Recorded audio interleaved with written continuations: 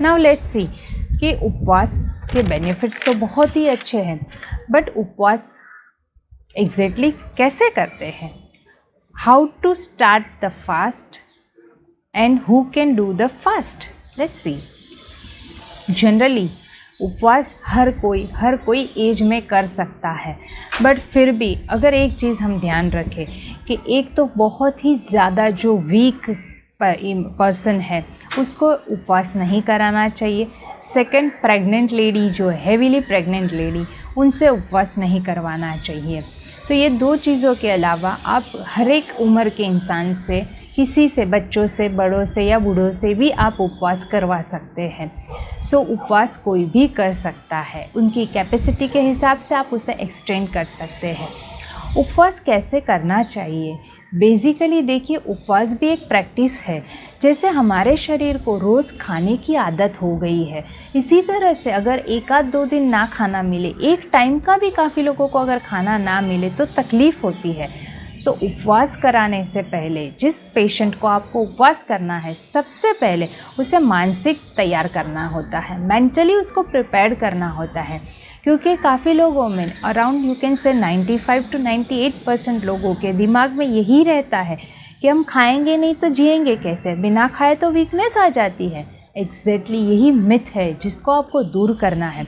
आपको पेशेंट को प्रिपेयर करना पड़ेगा कि बेसिकली इससे रिवर्स होता है। उपवास करने से या खाना ना खाने से आपके शरीर की एनर्जी लेवल बढ़ जाएगी, आप ज़्यादा फ्रेश फील करोगे, और जिस बीमारी से आप लड़ रहे हो या जिस बीमारी में आप परेशान हो रहे हो उसे क्योर कर देता है उपवास। सो बेसिकली आपको सबसे पहले उपवास कैसे करना है, किस चीज़ों से करना है, क्या खाना है, ये सारी बात की चीज़ें, उससे सबसे पहले इम्पोर्टेंस है आपके पेशेंट को प्रिपेयर कीजिए, उसे कॉन्फिडेंस में लीजिए, उसे पॉजिटिव कीजिए कि उपवास आप कर सकते हैं।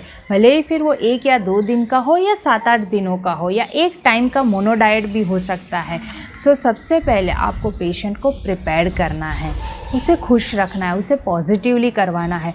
पुशअप करके कोई भी चीज़ नहीं हो सकती है, फोर्सफुल कोई भी चीज़ नहीं हो सकती है।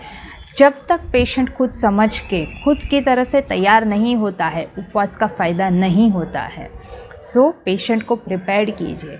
आगे चलते हैं कि उपवास कैसे करते हैं। जैसे मैंने बताया, एक टैक्टिस है, एक प्रैक्टिस है ये। आप किसी भी 4 टाइम खाते पीते आदमी को बोलेंगे कल से खाना बंद, नो, इट्स नॉट पॉसिबल। उसके लिए स्टेप बाय स्टेप आपको उसे प्रिपेयर करना पड़ता है। सबसे पहले तो आपको उनके खाने, अगर वो 4 टाइम खाता है तो उसे 2 टाइम पे लेके आइए, 1 टाइम पे लेके आइए। धीरे धीरे आप उसे हफ्ता 10 दिन में प्रिपेयर कीजिए, जब तक उसे लगता है हाँ भाई मुझे एक मील नहीं मिलेगा चलेगा, ठीक है। तो इस तरह से आपको उनको प्रिपेयर करना है, उसके बाद ही आपको उनसे उपवास पे लेके जाना है। सो बेसिकली उपवास कैसे करते हैं, किन किन चीज़ों से उपवास कर सकते हैं, या तो आप समझिए उपवास के कितने अलग अलग प्रकार हैं। बेसिकली उपवास 3 तरीक़ों से होता है। एक तो होता है उपवास जिसमें हम अन्न का एक भी दाना नहीं लेते या कुछ भी खाना नहीं लेते हैं, सिर्फ वार्म वाटर पे रहते हैं। सेकेंड उपवास होता है रसाहार, जिसे हम बोलते हैं, सिर्फ लिमिटेड क्वांटिटी में कुछ फलों या सब्जियों का रस या तो कुछ फलों को खिलाना रहता है। और तीसरा एक रहता है जिसे हम एक्चुअली कल्प चिकित्सा भी बोलते हैं, जो एक स्पेसिफिक एक ही चीज़ से लेके पेशेंट को दिन में एक डिसाइड की हुई क्वांटिटी में देते हैं, उससे ज़्यादा दे नहीं सकते हैं। तो इन 3 अलग अलग चीज़ों से हम उपवास करवा सकते हैं। सो बेसिकली हम पहले देखते हैं पानी से उपवास कैसे करते हैं। सो इसमें जनरली आप पेशेंट को 1 दिन से शुरू करवा सकते हैं। पूरे दिन उनको हल्का सा गुनगुना पानी पिला सकते हैं, या तो एक ही बार उबाल के रख दिया हुआ पानी आप उनको धीरे धीरे पीने के लिए सजेस्ट कर सकते हैं। बट वो पानी भी एक तरह से पीना चाहिए, जैसे शांति से एक जगह पे बैठ के जिप टू जिप, यानी घूट घूट भर के वो पानी पीना चाहिए। कोई भी हड़बड़ी या जल्दी नहीं होनी चाहिए, वरना उसे वॉमिटिंग सेंसेशन भी हो सकता है। सो इस तरह से वार्म वाटर का एक फास्ट होता है। बेसिकली जो जैन लोग हैं उनमें ये फास्ट बहुत ही प्रचलित है, स्पेशली जब भी उनका साल में एक बार पर्यूषण रहता है तो वो 8 दिन के फास्ट करते हैं, जैसे 28 बोलते हैं।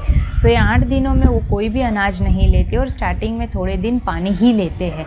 ये थोड़ा कठिन है बट ये सबसे ज़्यादा बेनिफिशियल उपवास रहता है। फिर सेकंड आता है फलाहार या रसाहार पे जाएंगे।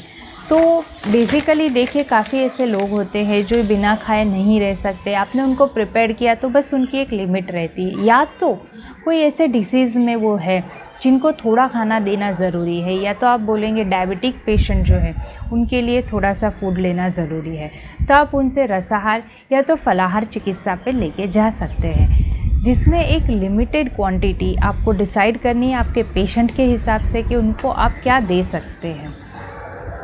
एक आपको टाइम टेबल या शेड्यूल उनका बनाना रहता है। अगर आप फल सिलेक्ट करते हैं तो मेक श्योर कि वो सीज़न के हिसाब से ही फल होने चाहिए, क्योंकि seasonal and regional fruits are very important, health के लिए भी बहुत ये ज़रूरी है। तो आप उनको सीज़न के कुछ ऐसे फल जो है उसे सिलेक्ट करके उसके टाइम लिमिट्स बता दीजिए कि आपको इतने समय में इतने फ्रूट्स लेने हैं। सो 2 से 3 फ्रूट का कॉम्बिनेशन करके दीजिए, जिसमें सिट्रस फ्रूट भी हो, पाल्पी फ्रूट भी हो और जूसी फ्रूट भी हो। कॉम्बिनेशन प्रॉपर तरीके से करके दीजिए। एक जैसे हम सुबह का नाश्ता लेते हैं, दोपहर का लंच लेते हैं या रात का डिनर लेते हैं, इस तरह से आप उनको क्वांटिटी डिवाइड करके दे सकते हैं। इसके अलावा जैसे उसका ऑप्शन कुछ और है, जैसे रसाहार भी मैंने बताया, तो रसाहार भी आप उनको दे सकते हैं। आप एक स्पेसिफिक फलों का रस या तो सब्जियों का रस पे आप उनको रख सकते हैं। पूरे दिन में जैसे हम 3 से 4 लीटर पानी पीते हैं, उसी हिसाब से उसका आधा डिवाइड करके आप उनको सब्जियों का या तो फलों का रस भी दे सकते हैं।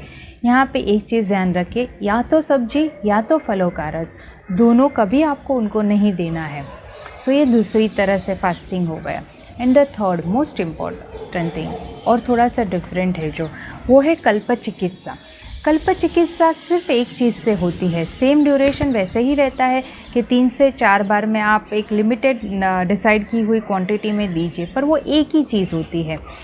जनरली कल्प चिकित्सा रहती है वो दूध पे होती है, छाछ पे रहती है यानी कि तक्र चिकित्सा जिसे बोलते हैं, या तो फिर वो अपनी जो अंगूर रहते हैं ग्रेप्स के ऊपर रहता है, यानी कि अंगूर का रस या तो दाड़िम का रस या तो मैंगो का जूस, इसमें से कोई भी एक फल के रस पे भी आप कल्प चिकित्सा करवा सकते हैं। तो ऐसे अलग अलग तरीक़ों से पेशेंट को क्या ज़रूरी है, क्या उनके लिए बेनिफिशियल रहेगा और वो किस लिमिट तक कर सकता है, इस हिसाब से आपको उनसे ये सारे प्रयोग करवाने हैं।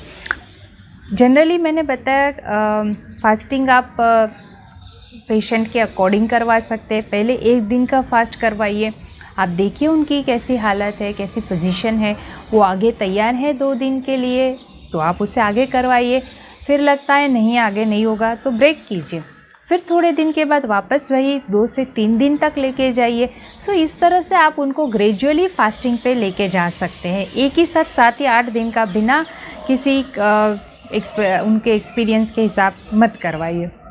सो हम मिनिमम फास्टिंग 1 दिन से चालू करके 2-3 दिन तक लेके जा सकते हैं। Maximum according to the patients आप 7 से 10 दिन तक कंटिन्यूटी में भी फास्टिंग पेशेंट से करवा सकते हैं। मेक श्योर फास्टिंग हमेशा एक अच्छे नेचुरोथेरेपिस्ट के ऑब्जर्वेशन में ही करवाना चाहिए। काफ़ी टाइम ऐसा भी होता है कि फास्टिंग के समय उभाड़ आता है, यानी कि शरीर के जो विषय द्रव्य है यानी कि रिफ्लक्शन भी होने के चांसेस रहते हैं। काफ़ी टाइम फास्टिंग के ड्यूरेशन में वॉमिटिंग होने के चांसेस रहते हैं, या तो उनको बर्ब्स आते हैं, कभी कोई केस में लूज़ मोशन भी स्टार्टिंग में हो सकता है। But it is quite normal, क्योंकि उपवास का मतलब ही है कि शरीर के अंदर जमा हुआ जो कचरा है उसे बाहर फेंकें। तो ज़रूरी नहीं है कि हमेशा मोशन से ही वो कचरा बाहर निकले। अगर आपका बॉडी रिफ्लेक्ट कर रहा है तो आपको वॉमिटिंग भी हो सकता है, कभी पित्त भी हो सकता है। तो इसीलिए मैंने कहा कि अगर लॉन्ग फास्ट कर रहे हैं आप 7 दिन 10 दिन का, तो डेफिनेटली एक परफेक्ट एक्सपीरियंस्ड नेचुरोथेरेपिस्ट के ऑब्जर्वेशन में ही फास्ट करवाना चाहिए।